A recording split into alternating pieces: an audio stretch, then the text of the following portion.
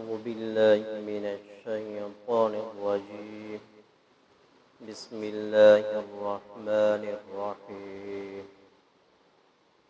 يا أيها الرسول بلغ ما أنزل إليك من ربك وإن لم تفعل فما بلغت رسالته والله يعصمك من الناس إن الله لا يهدي القوم الكافرين. سورۃ مائدہ آیت نمبر 67. پچھلے رکوع میں اللہ تعالیٰ نے اہل کتاب کے جرائم کا ذکر کیا کہ انہوں نے بڑے جرائم کا ارتکاب کیا. کبھی انہوں نے اللہ کی گستاخی کی، کبھی انبیاء کی تکذیب کی، اور یہاں تک کہ انبیاء کو شہید بھی کیا.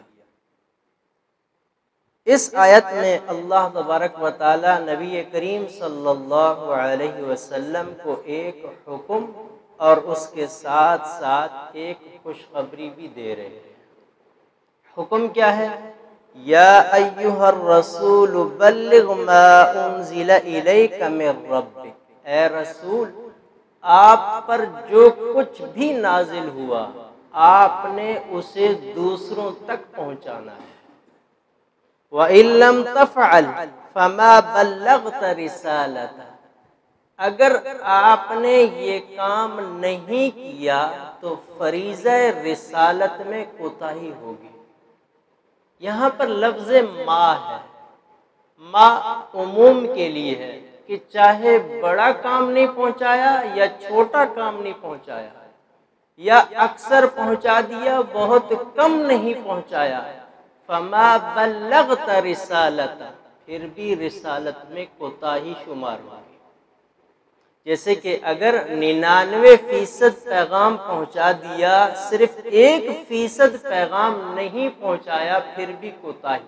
لفظ ما اس بات کی طرف اشارہ ہے. اور دوسری بات یہ ہے کہ یہاں یا ایھا الرسول فرمایا. نبی کریم صلی اللہ علیہ وسلم کا نام مبارک ذکر نہیں فرمایا. اشارہ ہے کہ جتنے بھی رسول آئے ہیں تمام کے تمام رسولوں کے لیے یہی حکم تھا کہ فریضہ رسالت کے اندر ذرہ برابر بھی کوتاہی نہیں کرنی، اور نہ ہی کسی نے کی ہے. بہت سے ایسے لوگ بھی ہیں جنہوں نے دین کو کمزور کرنے کے لیے بہت سی کوششیں کی ہیں. کہ کوئی کہتا تھا کہ حضرت یونس علیہ السلام سے نعوذ باللہ فریضہ رسالت میں کوتاہی ہوئی. کوئی کہتا ہے کہ حضرت موسیٰ علیہ السلام سے کوتاہی ہوئی. دیگر اور بھی انبیاء کے نام لے کر انہوں نے تفاسیر لکھ ڈالی ہیں کہ انہوں نے اپنے اپنے رسالت کے اندر کوتاہی کی، جبکہ قرآن اس بات پر شاہد ہے کہ کسی نبی نے بھی اپنے فریضہ رسالت میں کوتاہی نہیں کی. انبیاء کا فریضہ ہے کہ اللہ تعالیٰ نے جتنا بھی انہیں حکم دیا ہے رسالت کے لیے منتخب کر کے، جو بھی احکامات دیے ہیں ان احکامات کو من و عن لوگوں تک پہنچانا، اور پہنچایا بھی. جیسے کہ حجۃ الوداع کے موقع پر نبی کریم صلی اللہ علیہ وسلم نے صحابہ کرام سے پوچھا کہ اگر قیامت کے دن اللہ تعالیٰ آپ سے پوچھ لے کہ میرا پیغام آپ تک پہنچایا گیا تھا تو کیا کہو گے؟ تو تمام صحابہ کرام بیک زبان ہو کر کہنے لگے کہ آپ نے صرف پیغام پہنچایا نہیں، پیغام پہنچانے کا حق ادا کر دیا. آپ علیہ السلام نے فرمایا اللہم اشہد اللہم اشہد اللہم اشہد. اے اللہ آپ گواہ رہیے، اے اللہ آپ گواہ رہیے، اے اللہ آپ گواہ رہیے. یہی وجہ ہے کہ دیکھیں پھر اس جماعت نے بھی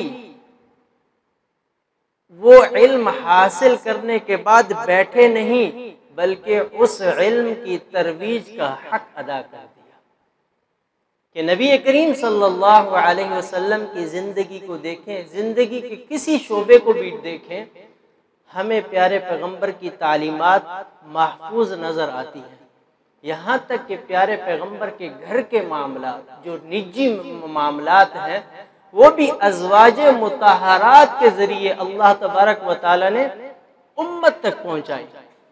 آج آپ دیکھ لیں، دنیا کے کسی شعبے کا اگر اجتماع ہو اور اس کے اوپر اگر معلومات فراہم کی جائے تو اہل علم بیٹھتے ہیں تو وہ بھی نبی کریم صلی اللہ علیہ وسلم کی تعلیمات سے احادیث پڑھ کر سناتے ہیں۔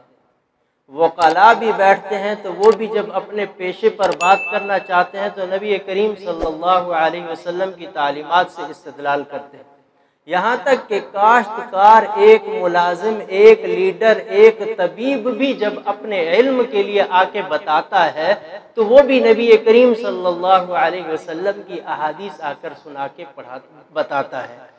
غرض دنیا کے جتنے بھی شعبے ہیں، ہر شعبے کے اندر ہمیں نبی کریم صلی اللہ علیہ وسلم کی تعلیمات ملتی ہیں، اس لیے فرمایا اے رسول پہنچا دیجئے جو آپ کو اللہ نے دیا ہے، وَإِن لَّمْ تَفْعَلْ فَمَا بَلَّغْتَ رِسَالَتَهُ، اگر آپ نے ایسا نہیں کیا تو آپ فریضہ رسالت میں کوتاہی کرنے والے ہوں گے۔ بہت کج فہم دین دشمن صحابہ کرام کے دشمن یہ کہتے ہیں کہ نبی کریم صلی اللہ علیہ وسلم نے بہت سی چیزیں چھپائی ہیں۔ کیوں؟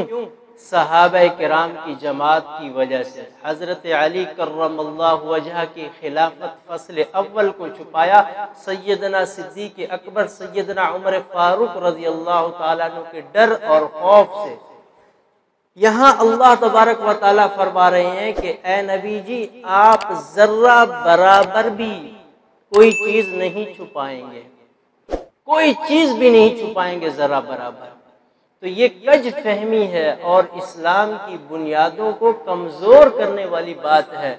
ہمارا عقیدہ اور نظریہ یہی ہے کہ اللہ تبارک و تعالیٰ نے نبی کریم صلی اللہ علیہ وسلم کو جو علم دیا ہے، دین والا علم دیا ہے، انسان کی دنیا اور آخرت کی کامیابی والا علم دیا ہے، نبی کریم صلی اللہ علیہ وسلم نے اس میں ذرہ برابر بھی کوتاہی نہیں فرمائی بلکہ حق ادا کر دیا۔ اور آگے فرمایا وَاللَّهُ يَعْصِمُكَ مِنَ النَّاسِ، اللہ تعالیٰ بچائیں گے آپ کو لوگوں سے۔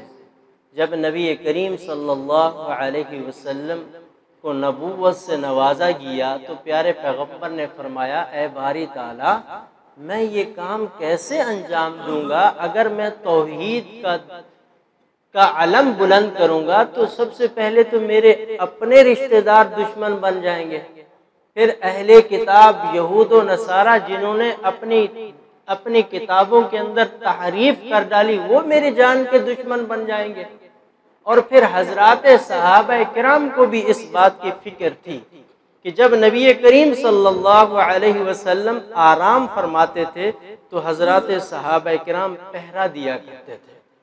جیسے کہ مسجد نبوی میں جو 7 ستون ہیں، ان 7 ستون میں ایک ستون ستون حرس ہے جو اس وقت غالباً جو روضہ رسول ہے اس کی دیوار میں ہی، اس کے آدھا دیوار میں آدھا باہر ہے، تو یہ جگہ تھی جہاں حضرات صحابہ کرام نبی کریم صلی اللہ علیہ وسلم کی ذات اقدس پر پہرا دیا کرتے تھے کہ کہیں دشمن آ کر پیارے پیغمبر کو تکلیف نہ پہنچائیں۔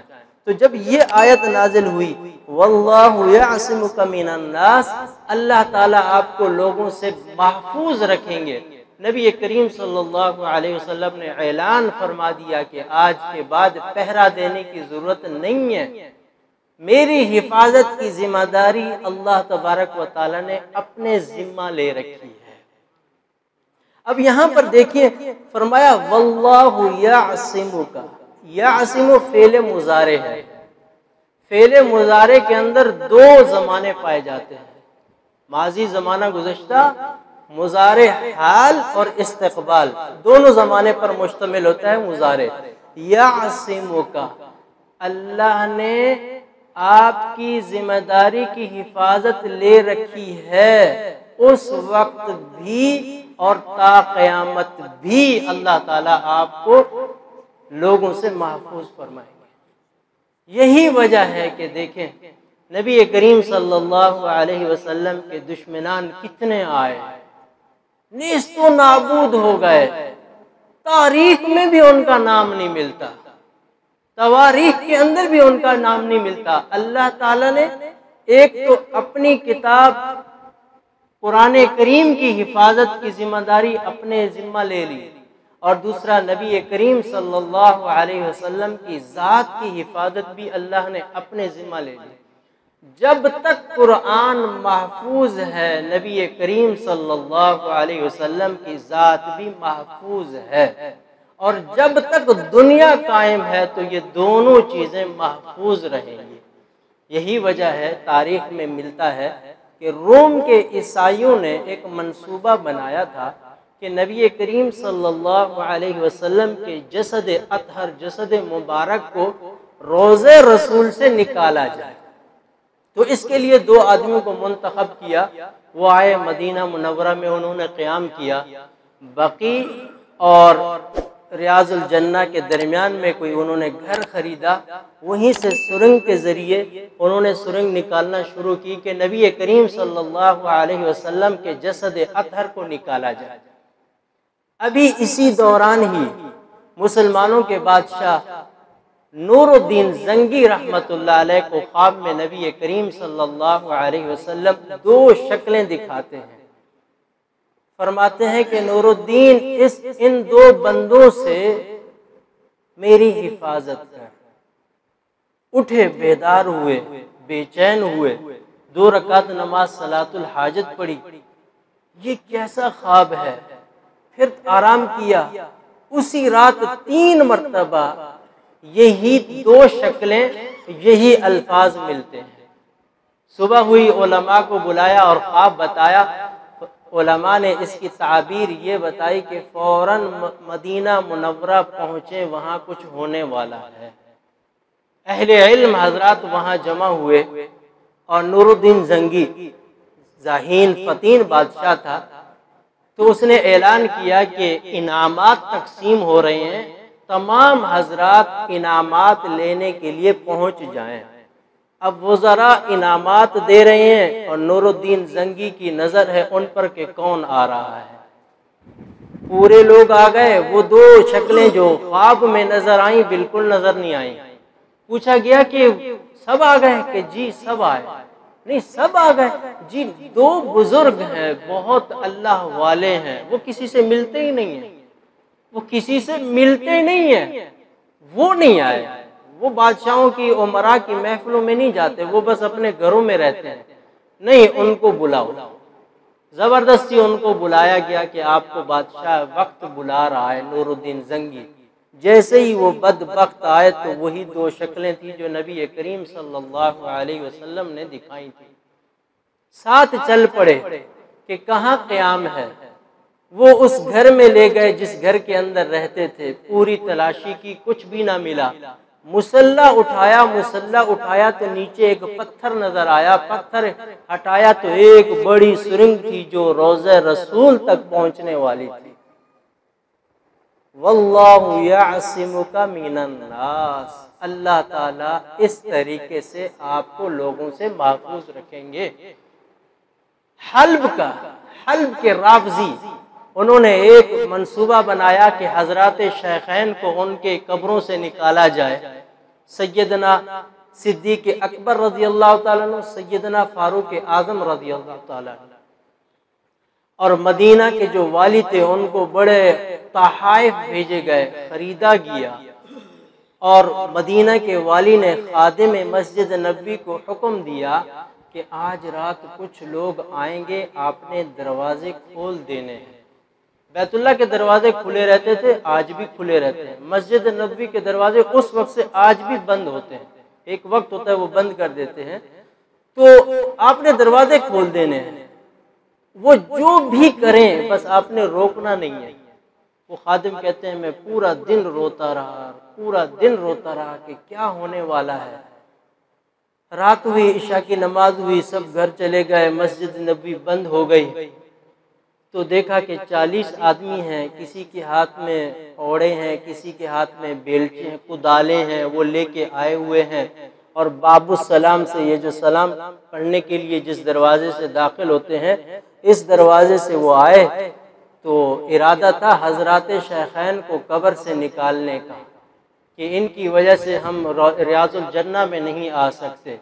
تو ابھی یہ دوسرے یا تیسرے ستون پہ پہنچے تھے کہ زمین پھٹی اور 40 کے 40 افراد زمین دوز ہو گئے۔ آج بھی مسجد نبوی کی وہ قالین اگر آپ اٹھائیں تو اس جگہ پر جو فرش بنا ہوا ہے وہ بلیک ہے، کالے پتھر کا ہے۔ یہ علامت ہے ان لوگوں کی جو حضرات شیخین کو نکالنے آئے تھے، واللہ یعصمک من الناس۔ آج جو دنیا قرآن کی توہین کر رہی ہے، یہ نبی کریم صلی اللہ علیہ وسلم کی شان میں جو توہین کر رہی ہے، یاد رہے اللہ نے انہیں تو محفوظ کر رکھا ہے، وہ میرے اور آپ کے امتحان کے لیے ہے کہ اس وقت ہم کیا کر سکتے ہیں۔ کتنا کچھ اختیار ہونے کے باوجود، ورنہ اللہ تعالیٰ نے ان کی حفاظت کی ذمہ داری خود لے رکھی ہے، قرآن کی بھی اور نبی کریم صلی اللہ علیہ وسلم کی بھی۔ اور نبی کریم صلی اللہ علیہ وسلم کی جنہوں نے دنیا میں بھی، زندگی میں بھی پہرہ داری کی اور آج بھی وہ پہرے دار بنے ہوئے، ان کی بھی حفاظت کی ذمہ داری تاریخ میں ملتی ہے۔ یہ میرے اور آپ کے ایمان کا امتحان ہے کہ میں اور آپ کیا کر سکتے ہیں، کیا کر سکتے ہیں ہم۔ کیا آج ہم ان ملک کی مصنوعات بھی نہیں چھوڑ سکتے؟ کیا ہم اس ملک میں جانا بھی نہیں چھوڑ سکتے؟ کیسا ایمان ہے ہمارا، کیسا ایمان ہے؟ کیا ہم آج بھی ان کے طور طریقوں سے اتنا محبت کرنے لگ گئے؟ کیسا ایمان ہے ہمارا؟ یہ صرف میرے اور آپ کے امتحان کے لیے ہے، ورنہ اللہ نے فرمایا واللہ یعصمک من الناس، اللہ تعالیٰ نے آپ کو لوگوں سے محفوظ کر رکھا ہے۔ فرمایا ان اللہ لا یہدی القوم الکافرین، اللہ تعالیٰ ہر کسی کو ہدایت نہیں دیتا، کسی کے اندر طلب اور تڑپ دیکھتا ہے۔ جن کے دل میں اتنا بھی تڑپ نہیں ہے تو اللہ کیسے ان کو ہدایت دے؟ بغیر روئے بھوک بتلائے ماں بیٹے کو دودھ نہیں پلاتی، تو اللہ تبارک و تعالیٰ بے طلبوں کو ہدایت کیسے دے؟ تفسیر کبیر کے اندر لکھا ہے کہ اگر کسی کافر کے دل میں اتنا بات آ جائے کہ اگر مر کر زندہ ہونا پڑا تو اللہ کو کیا جواب دیں گے، اتنا طلب بھی آ گئی تو اللہ تعالیٰ انہیں بھی کفر پر نہیں ماریں گے، ہدایت سے مالا مال کریں گے۔ تو آج ہم اپنے اندر وہ ایمانی کیفیت تو پیدا کریں، پھر دیکھیں کہ اللہ تبارک و تعالیٰ وہ ایمانی جو نورانی جو وہ زندگی ہے وہ کیسے عطا فرماتے ہیں۔ دعا ہے کہ اللہ تبارک و تعالیٰ قرآن سننے، سمجھنے، عمل کرنے کی توفیق عطا فرمائے۔ وآخر دعوانا الحمدللہ۔